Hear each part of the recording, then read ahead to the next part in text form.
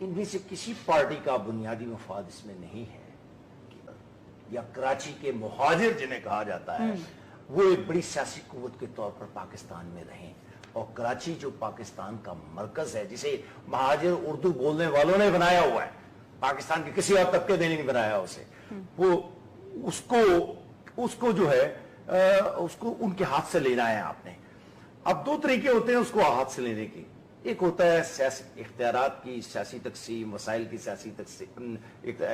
منصفانہ تقسیم، اور ایک یہ طریقہ ہوتا ہے، ایک دوسرا ہوتا ہے ان کے نمائندوں کو ختم کر کے سیاسی طور پر۔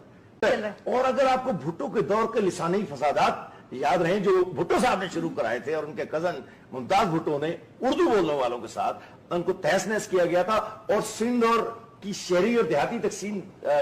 پیدا کی گئی، اور 55%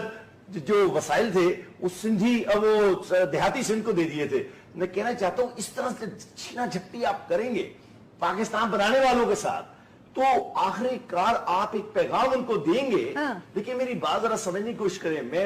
پڑھے لکھے لوگوں کے ساتھ کبھی آپ غیر منصفانہ گفتگو مت کریں، ان کے حقوق ان کو دیں، سنیں، لیکن اگر آپ نہیں کریں گے، ان کو راہ کا ایجنٹ کہیں گے، لیاقت علی خان کی قبر کو واپس کرنال بھیجنے کی باتیں کرنا شروع کریں گے، جو اس ملک کے مبترین سرحدی گاندھی کے جانشینوں کو آپ نے سر پہ تاج بنا کر بٹھا لیا، اور جو ملک بنانے والے ہیں ان کو بھی آپ نے 1 منٹ پہلے مجرم کہہ دیا، تو جو لوگ مجرم ہیں جو کہ ملک کی بڑی پارٹیاں ہیں، پہلے ان کی گردنیں تو کاٹ لیں، اس طرح بعد میں آئیں گے۔